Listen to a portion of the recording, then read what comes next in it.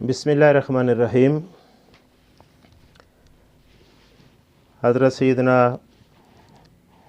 عمر بن خطاب رضی اللہ تعالیٰ عنہ سے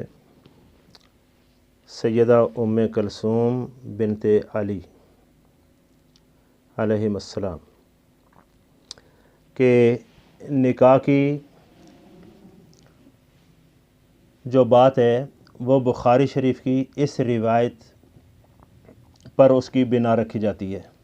وہ روایت یہ ہے، یہ کتاب المغازی میں دوسری جلد کے اندر باب ہی ہے ذکر و ام سلیت، اور اس میں یہ حدیث ہے جس میں حضرت سیدنا عمر بن خطاب رضی اللہ تعالیٰ عنہ کا انصار کی عورتوں کے درمیان چادروں کی تقسیم کا معاملہ تھا۔ معاملہ کیا تقسیم فرما رہے تھے، اور اس کے بعد ایک چادر بچ گئی۔ حضور آپ کے پاس جو لوگ کھڑے ہوئے تھے ان میں سے بعض نے کہا کہ یا امیر المومنین آت حاذا بنت رسول اللہ صلی اللہ علیہ وآلہ وسلم التی عندک، یہ چادر جو ہے اے امیر المومنین رسول اللہ صلی اللہ علیہ وآلہ وسلم کی اس بیٹی کو دے دو جو آپ کے پاس ہے، التی عندک جو آپ کے پاس ہے۔ یریدون ام کلثوم بنت علی، ان کی مراد ام کلثوم بنت علی تھی۔ تو حضرت عمر نے کہا کہ ام سلیت جو ہے وہ اس کا زیادہ حق رکھتی ہے۔ بہرحال وہ الگ، یہی وہ لفظ تھے جو ہے التی عندک، اس پر بنیاد رکھی گئی کہ یعنی وہ ام کلثوم جو آپ کے پاس ہے التی عندک، اور اس کا معنی کیا گیا کہ فی عقدک،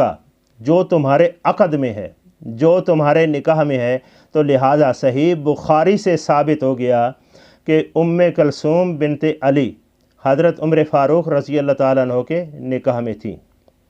ٹھیک ہے، یہاں تک یہ بات چل دی۔ اب یہ بات سمجھنے کے لائق ہے کہ التی عندک کا جو ہے یہ ضروری نہیں کہ اس کا معنی یہی ہو کہ جو تمہارے نکاح میں ہے۔ عندک کا معنی یہ اہل علم سمجھتے ہیں، کوئی ضروری نہیں کہ نکاح پر ہی دلالت کرتی ہو۔ ہاں، اگر کوئی اور قرینہ ہو یا پیچھے سے کلام چل رہا ہو تو عندہ بھی کام دے جاتا ہے، مگر اس سے یہ یہاں جو وارد ہے اس کا معنی یہ واجب نہیں کہ جو تمہارے پاس ہیں۔ اس سے مراد جو ہے عقد والی ہی ہو سکتی ہے، کیونکہ ام کلثوم یہ بھی ہو سکتا ہے عندہ کا تمہارے پاس کا یہ بھی معنی ہے کہ ام کلثوم چھوٹی تھی، آپ کی والدہ جو ہے وہ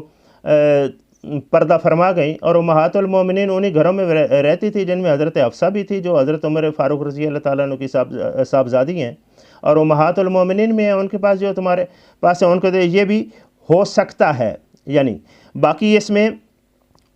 یہ بھی نہیں کہ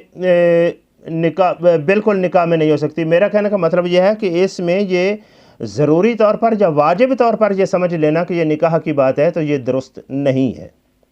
اب رہی یہ وہ بخاری کی حدیث پیش کر دی،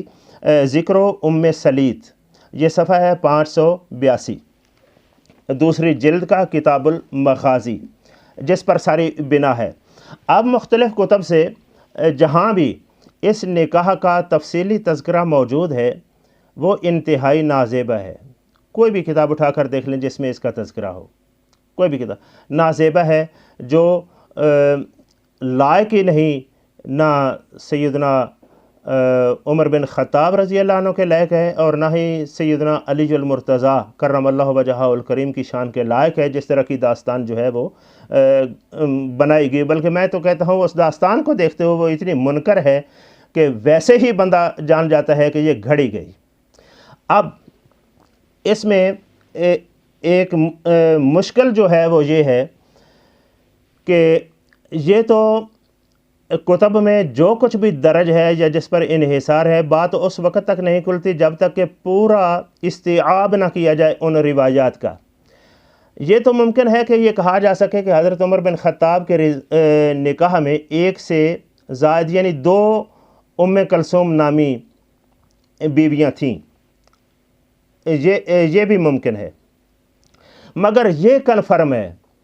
کہ وہ ایک ہی ام کلثوم ہے حضرت عمر رضی اللہ عنہ کی بیوی، جن کے بطن سے آپ کا بیٹا زید ہوا تھا، اور بیٹی کا نام رقیہ۔ ہم زید پر فوکس کر رہے ہیں اس لیے کہ یہ آپ کو دلیل دکھانی ہے کہ ام کلثوم کے بطن سے زید ہوا تھا، اور جو کتب میں درج ہے وہ یہی ام کلثوم بنت علی جو ان سے زید بھی پیدا ہوئے فلاں بھی ہوئے، یہ عمومی طور پر روایات کا خلط ملط ہے۔ اب دیکھنے کی بات یہ ہے کہ زید نام کا وہ ایک ہی بیٹا ہے حضرت عمر کا جو ام کلثوم کے بطن سے پیدا ہوا، اور کتب یہی کہتی ہیں کہ یہ ام کلثوم وہی ہے جو بنت علی ہے۔ اب سمجھنے کی بات، سب سے پہلے بات یہ سمجھیں کہ حضرت عمر کی وہ بیوی جن کا نام ام کلثوم ہے اور ان سے بیٹا زید ہے، ان کا وصال کب ہوا؟ اس پر میں یہ پیش کرتا ہوں آپ کے سامنے، یہ سنن الدارمی، یہ سنن الدارمی ہے اور اس کا صفحہ 522 اور حدیث کا نمبر ہے 4042۔ اس میں یہ حدیث سند کے ساتھ امام دارمی کا مرتبہ جو ہے کتب حدیث میں وہ جانتے ہیں، اہل علم جانتے ہیں، اس کو سنن ابن ماجہ سے بھی بلند مرتبے پر رکھا گیا ہے۔ بہرحال اس میں یہ موجود ہے، یہ سند کے ساتھ حضرت جعفر اپنے باپ سے روایت کرتے ہیں آخر میں، انا ام کلثوم وابنہا زیدن ماتا فی یوم واحد،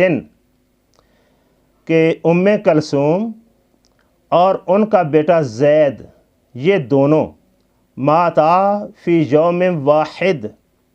ایک ہی دن دونوں فوت ہوئے۔ ام کلثوم اور زید یہ دونوں ایک ہی دن فوت ہوئے۔ اچھا، ایک ہی دن وہ کون سے دن تھے جن میں فوت ہوئے؟ اب اس پر زیادہ حوالے جو ہیں وہ جمع کیے جا سکتے ہیں، لیکن یہاں یہ تشریح کر رہے ہیں یہ ایام صفین میں اکٹھے ایک ہی دن جو ہیں وہ فوت ہوئے، اور حضرت زید اور ام کلثوم، زید جو ہے وہ اس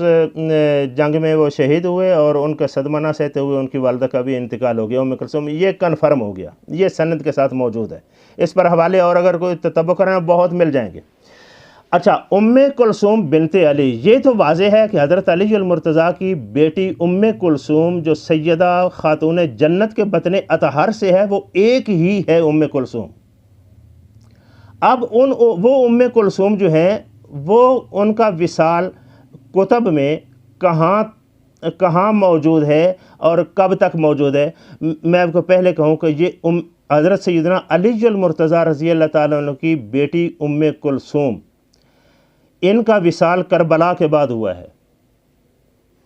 اور یہ کتب میں تصریحاً موجود ہے، اور حضرت سیدنا علی المرتضیٰ شیر خدا کرم اللہ وجہ الکریم کی شہادت کے وقت یہ کوفہ میں موجود تھے،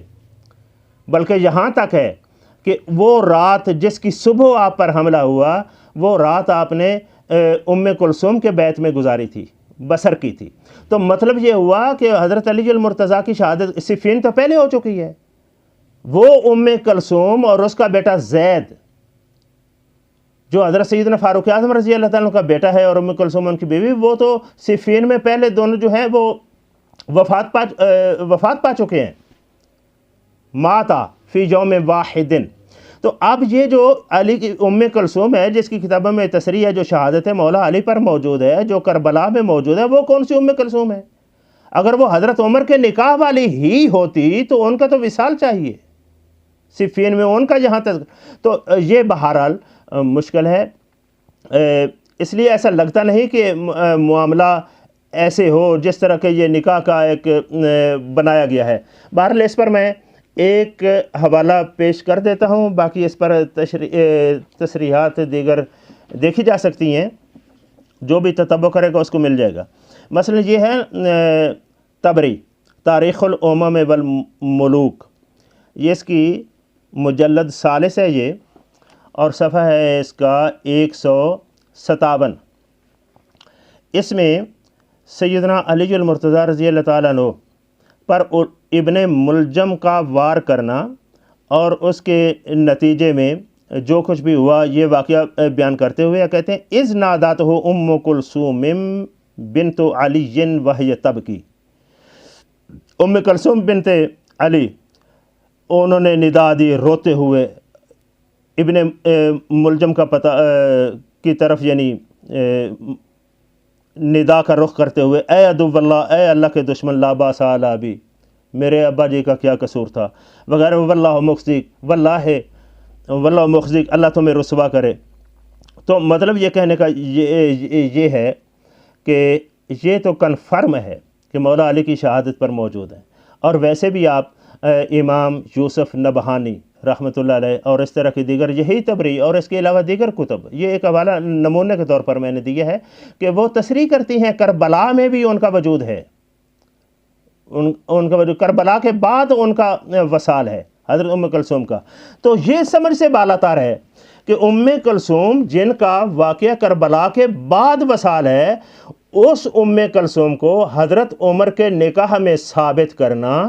اور ان سے حضرت عمر کے بیٹے زید کا تولد ہونا اور پھر دونوں ماں اور بیٹے کا ایک ہی دن ایام صفین میں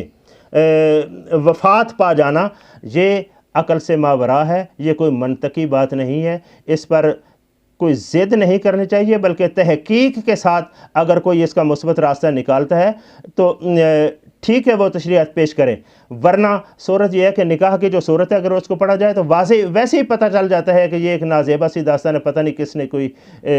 گھڑا ہے اس کو سیدنا عمر پر داغ لگانے کے لیے یا مولا علی پر، ان کا کلچر ایسا تھا، الاعوذ باللہ، ایسی کوئی صورت بنتی نظر نہیں آتی۔ اللہ رب العالمین جل شانہ ہمیں کو سچ تسلیم کرنے کی توفیق عطا فرمائے۔